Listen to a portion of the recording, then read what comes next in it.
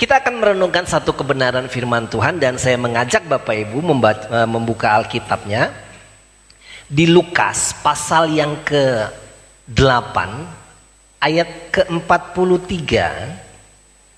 Lukas pasal 8 ayat 43 sampai 48. Nah, mari silakan Bapak Ibu Saudara persiapkan Alkitabnya. Kita akan baca ayat ini bergantian sambil kita coba memahami alur cerita ini ya, atau kebenaran Alkitab ini.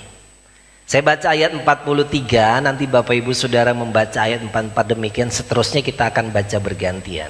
Lukas pasal 8 ayat 43 sampai 48. Demikian bunyi firman Tuhan. Adalah seorang perempuan yang sudah 12 tahun menderita pendarahan dan yang tidak berhasil disembuhkan oleh siapapun.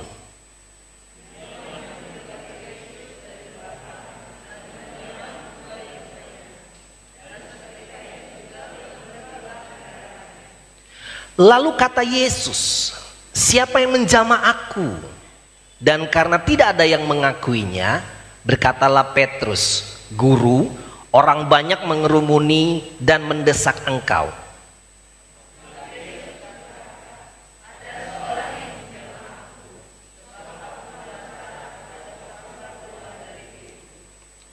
Ketika perempuan itu melihat bahwa perbuatannya itu ketahuan, ia datang dengan gemetar, tersungkur di depannya, dan menceritakan kepada orang banyak apa sebabnya ia menjamah dia, dan bahwa ia seketika itu juga menjadi sembuh.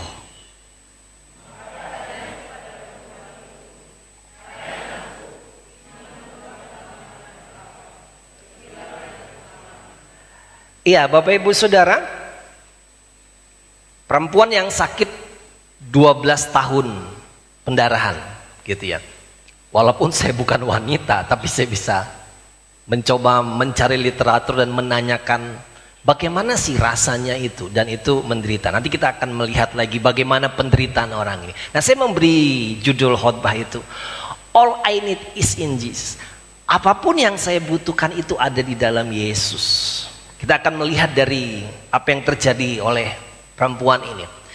Nah, yang pertama kita akan mencoba memahami terlebih dahulu tentang sebuah kebutuhan. Bapak Ibu, kadang-kadang kita itu menjadi bingung dan bisa salah antara membedakan kebutuhan dan keinginan.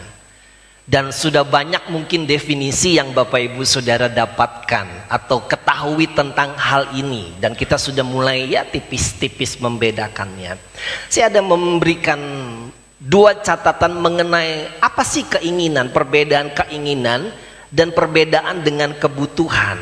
Kalau keinginan itu akan selalu menuntut pemuasan.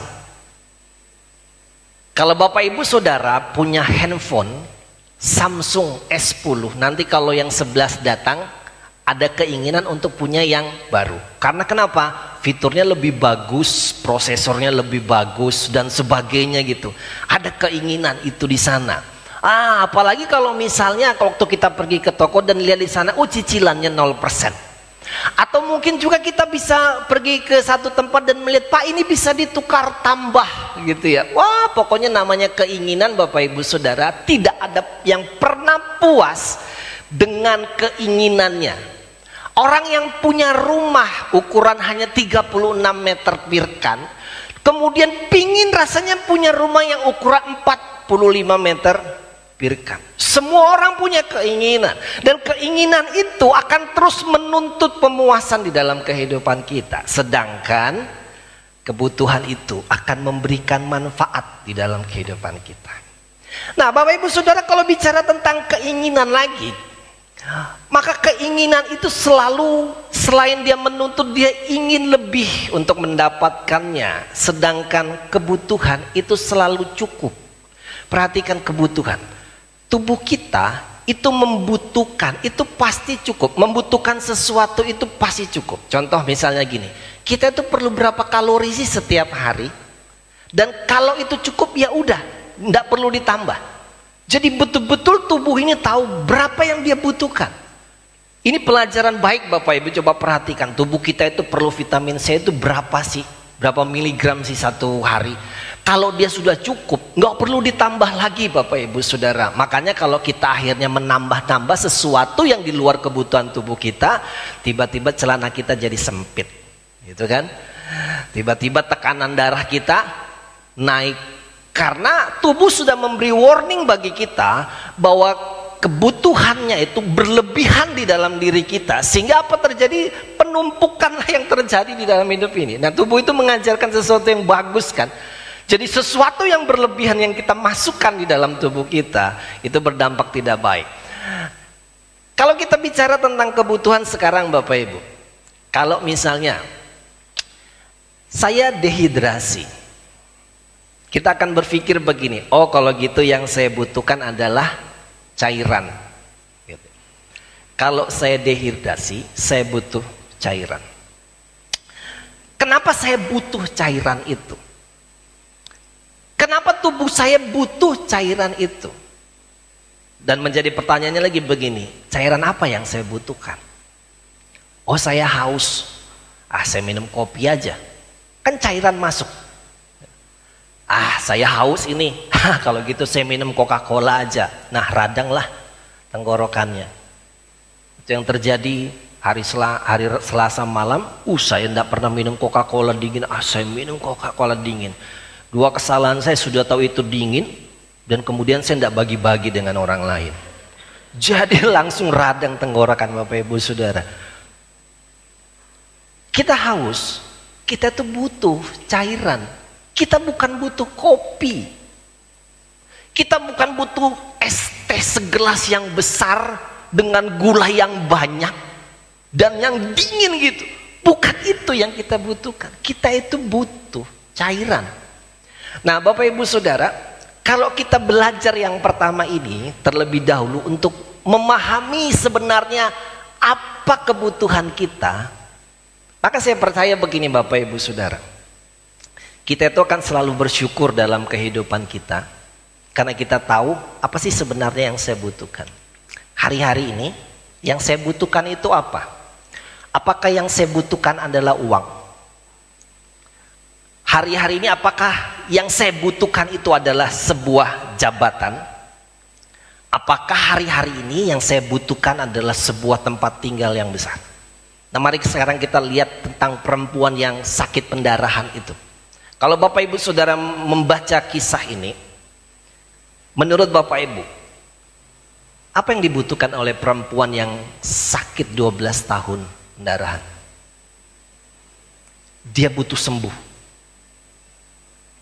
Dia butuh kesembuhan dari sakit itu. Saya rasa kita akan menjawab itu semua ya. Dia butuh kesembuhan dari sakitnya itu. Tapi sekarang saya mau kasih tahu begini Bapak Ibu. Perempuan yang sakit pendarahan, bagi adat orang Yahudi, dia dianggap najis. Apapun yang disentuhnya, saya misalnya contoh ini, saya wanita perempuan yang sakit pendarahan, saya pegang mimbar ini najis.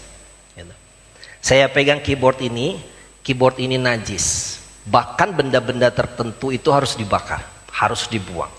Saya menyentuh Pak Freddy itu najis 7 hari sampai matahari terbit Bapak Ibu, dia najis. Dia nggak boleh memberikan persembahan kepada Tuhan. Bayangkan sampai seperti itu. Saya menyentuh lagi siapa? Nia contohnya. Kemudian Nia itu najis, dia tidak boleh bawa korban kepada Tuhan. Bahasa sekarang tuh dia tidak boleh berdoa, tidak boleh beribadah kepada Tuhan. Tuhan tidak mau lihat Nia, karena Nia najis. Gara-gara siapa? Gara-gara perempuan yang sakit pendarahan.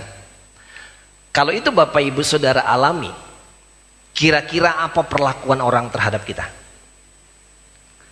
Orang akan takut dekat dengan kita. Dia akan mulai menjauh dari kita. Kita akan menjadi orang yang akan dikucilkan. Orang tidak akan mau dekat-dekat dengan kita karena najis, dan kita takut menjadi orang yang najis. Orang Yahudi kalau sudah menyebut najis itu, najis is najis Bapak Ibu. Apapun alasannya akan kita bilang, dia tidak sengaja menyentuh saya. Oh dia tidak sengaja pegang ini, nggak peduli. Pokoknya engkau najis, engkau tidak boleh ada di bait Allah. Dan perempuan itu mengalami hal itu berapa tahun? 12 tahun. Bapak Ibu bisa membayangkan 12 tahun itu usia dari 0 sampai 12 tahun sampai lulus SD Bapak Ibu. Dia tidak bisa didekati orang. Dia tidak bisa menjamah orang lain. Dia tidak bisa duduk di sembarang tempat selama 12 tahun. Apa perlakuan orang terhadap dia? Dia akan dikucilkan. Kalau Bapak Ibu ada dalam posisi itu, mana yang lebih penting? Anda sehat atau diterima oleh orang lain? Kita merasa sehat atau orang bisa menerima kehadiran kita itu? Kita mau sehat atau kita tidak dikucilkan oleh orang lain? Nah Bapak Ibu Saudara, apa yang dilakukan oleh perempuan ini? Ini perempuan nekat namanya. Ini sudah sakit pendarahan 12 tahun, nekat. Yesus ada di situ. Kemudian perempuan ini mendekati Yesus. Kita lihat ayatnya ya. Ayat yang ke-44. Perhatikan di sana. Ia maju mendekati Yesus dari belakang dan menjamah jumbai jubahnya, dan seketika itu juga berhentilah pendarahannya. Lalu kata Yesus, siapa yang menjamah aku? Dan karena tidak ada yang mengakuinya, berkatalah Petrus, Guru, perhatikan ini, orang banyak mengerumuni dan mendesak engkau. Saya mau Bapak Ibu membayangkan satu gambaran. Ini banyak orang. Yesus ada di tengah banyak orang. Perempuan itu datang dari belakang. Bapak Ibu sudah tahu aturan perempuan yang pendarahan? Tidak boleh sentuh orang, tidak boleh sentuh barang. Siapa yang disentuhnya menjadi najis. Kalau Bapak Ibu ada di kerumunan orang itu, tiba-tiba datang perempuan sakit pendarahan, apa yang Bapak Ibu akan lakukan? Hus, hus, hus. Betul enggak? Bagaimana perasaan kita waktu itu? Tapi ini perempuan nekat. Dia tetap datang. Dia pegang ujung jubah Yesus. Itu kalau adat orang Yahudi, itu jubah Yesus menjadi najis. Yesus sadar, dia nggak lihat tapi dia merasa ada yang sesuatu yang keluar. Kemudian siapa yang menyentuh aku? Perempuan ini ketakutan. Ayat berikutnya coba Bapak Ibu Saudara lihat. Ayat yang ke-47. Ketika perempuan itu melihat bahwa perbuatannya itu ketahuan, ya, ia datang dengan gemetar, tersungkur di depannya dan menceritakan kepada banyak orang apa sebabnya ia menjamah dia, dan bahwa seketika itu juga ia menjadi sembuh. Kalau Bapak Ibu Saudara sakit 12 tahun, pegang sembuh, kira-kira apa yang akan kita lakukan? Kita akan teriak, hore! Tapi perempuan itu gemetar, ketakutan. Kenapa Bapak Ibu Saudara? Karena aturannya, karena adatnya orang Yahudi. Dia tahu dia akan dimarahin oleh orang karena dia najis dan dia menyentuh jubah Tuhan Yesus. Bapak Ibu bisa bayangkan perasaan perempuan itu. Dia tidak bisa berteriak senang karena dia sembuh, tapi yang dia lakukan, dia ketakutan. Waktu dia ketakutan dan Tuhan Yesus lihat dia, luar biasanya bahwa Tuhan tidak marah dengan dia. Itu kalau terjadi dengan para imam, kalau terjadi dengan orang lain, perempuan ini akan dimarahi, tapi Tuhan tidak melakukan itu. Apa yang dibutuhkan oleh perempuan itu? Dia butuh sembuh atau dia butuh diterima di tengah masyarakat? Bapak Ibu Saudara, kadang-kadang kita sendiri tidak mengerti apa sebenarnya yang saya butuhkan ini. Pokoknya saya butuh mobil, pokoknya saya butuh rumah, pokoknya saya butuh sehat, pokoknya saya butuh ini. Padahal kita tidak ngerti sebenarnya kebutuhan kita itu apa. Tapi kalau kita memahami kebutuhan kita itu apa. Sekarang begini, waktu kita berdoa, Tuhan saya minta rumah, nggak pernah dikasih rumah. Kita tahu, oh ternyata itu bukan kebutuhan saya. Tidak ada gerutuan keluar dari mulut kita. Karena kita tahu yang kita butuhkan. Bapak Ibu bisa paham ini ya. Kalau kita tahu apa yang kita butuhkan sebenarnya, maka apapun jawaban doa yang Tuhan berikan kepada kita, kita tahu, oh Tuhan lebih tahu kebutuhan saya. Nah Bapak Ibu Saudara, memahami kebutuhan, Memahami kebutuhan diri itulah yang membuat sebenarnya kita bisa mengerti dan punya rasa syukur di dalam kehidupan kita. Yang kedua, ini yang kedua dan termasuk yang terakhir Bapak Ibu Saudara. Allah itu luar biasa. Saya pikir Tuhan Yesus itu memang betul-betul pribadi yang mengerti segala sesuatu dan memenuhi segala sesuatu di dalam kehidupan kita. Makanya judul tema khotbah ini, semua kebutuhan saya itu ada di dalam Yesus. Yesus melakukan dua hal besar bagi perempuan itu. Yang pertama, dia menyembuhkan sakit pendarahannya. Yang kedua, dia memenuhi kebutuhan akan sebuah penerimaan bagi perempuan itu. Dia tidak marah dengan perempuan itu. Dan perempuan itu, bagi perempuan itu selama 12 tahun, bisa saja itu Yesus menjadi orang yang pertama yang tidak marah dengan dia. Menjadi orang pertama yang bisa menerima keadaan dirinya dia. Mungkin orang lain waktu dia datang diusir. Ini kalau ngomong orang najis Bapak Ibu Saudara, bagi adat orang Yahudi itu aturan. Ini kalau adat orang Yahudi kan ditulis dalam kitab Imamat. Jadi Bapak Ibu baca nanti Imamat pasal 15 kalau untuk pendarahan. Tapi kusta itu lebih parah lagi Bapak Ibu Saudara. Tapi ini lihat orang pendarahan ini. Dia mungkin waktu datang kepada orang ditolak. Mungkin akan dia diusir. Tapi waktu dia bertemu dengan Yesus, Yesus bisa terima dia. Yesus bisa terima orang najis. Yesus bisa terima apapun keadaan kita. Dan bagi saya itu lebih dari sebuah kesembuhan dari sebuah penyakit. Dia bisa menerima keadaan kita itu apa adanya. Dia bisa tahu kalau kita itu selama ini hidup dalam sebuah dosa, dalam kubangan dosa, dan dia terima kita. Dia nggak seperti pendeta kita yang kamu ini berbuat dosa, dikasih tahu nggak pernah mau tahu. Itu kalau pendeta kita di sana. Tapi Yesus nggak akan pernah bilang itu. Dia nggak pernah marah dengan perempuan itu. Kamu nih perempuan najis. Tapi Yesus menerima perempuan itu. Yesus memenuhi dua hal yang penting dalam hidup perempuan ini, yaitu menyembuhkan sakitnya dan memberi kebutuhan untuk diterima bagi si perempuan itu. Nah Bapak Ibu Saudara, kalau kita bisa memahami dua hal ini, maka sebenarnya apalagi sih yang kita butuhkan sekarang? Apalagi yang Bapak Ibu Saudara khawatirkan? Kalau kita memahami kebutuhan diri kita dan kita memahami bahwa Yesus itu sumber pemenuhnya, dan kalau kita mempercayai bahwa Yesus itu punya semua yang saya butuhkan. Suatu saat Rasul Paulus dikirimi berkat dari jemaat Filipi. Nanti bisa baca di Filipi ya pasal 4.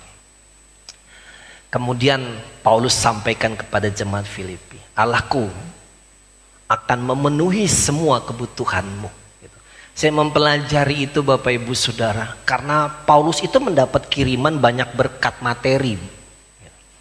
Tapi sebelumnya Paulus menceritakan bagaimana Tuhan itu memelihara hidup dia, memelihara pelayanannya. Bahkan ketika dia nggak punya uang, bahkan ketika dia harus menderita, dan Tuhan bisa menolong dia mencukupkan segala kebutuhannya. Ketika dia harus ditolak, ketika dia harus di penjara, Allah menolong Paulus. Maka Paulus bilang gini, My God will supply all your need. Allahku akan memenuhi semua, perhatikan Bapak Ibu, kebutuhan. Kata semua itu tidak dibatasi hanya dengan materi. Siapa bilang kebutuhan kita hanya materi? Siapa bilang kebutuhan kita hanya untuk sehat? Tapi kebutuhan batin yang tidak terpenuhi di dalam diri kita pun bisa dipenuhi oleh Tuhan. Nah Allah melakukan itu. Semua ada di dalam diri dia. Apalagi yang kita mau pikirkan? Coba Bapak Ibu Saudara renungkan. Kalau Bapak Ibu mempercayai rahasia Allah aja hal ini, Apalagi yang kita takutkan sekarang. Perempuan najis pun Tuhan tolong. Masa kita yang tidak najis, Tuhan tidak tolong. Perempuan yang harus dikucilkan pun diterima oleh Tuhan. Masa kita yang hidup baik-baik, kenapa saya menderita sih Tuhan? Tapi mari kita merenungkan ini Bapak Ibu Saudara. Biar kebenaran ini memberi kekuatan kepada kita. Mari kita simpulkan Bapak Ibu Saudara. Saya akan mengalami pemenuhan kebutuhan jika mengetahui dengan pasti apa yang saya butuhkan. Pastikan apa yang Bapak Ibu butuhkan. Apakah itu uang sekarang? Apakah itu pekerjaan sekarang? Benarkah itu yang kita butuhkan saat ini? Mungkin justru kita membutuhkan satu perasaan berharga dibandingkan dengan uang saat ini. Dan itu bisa saja menyembuhkan kita. Yang kedua, Tuhan Yesus adalah sumber dari segala yang saya butuhkan. Karena itu saya akan selalu datang kepada Dia. Nah Bapak Ibu Saudara, jangan pernah datang ke toko lain. Walaupun ada swalayan tulis begini, menyediakan segala kebutuhan Anda. Itu pasti bohong. Selengkap-lengkap apapun, dia itu nggak akan bisa memenuhi rasa untuk kita diterima. Betul kan? Rasa berharga kita tuh nggak akan kita bisa beli di situ. Supermarket yang terbaik itu hanya ada di dalam diri Yesus. Dia akan menolong, mencukupkan segala kebutuhan kita. Amin firman Tuhan. Mari kita berdoa bersama.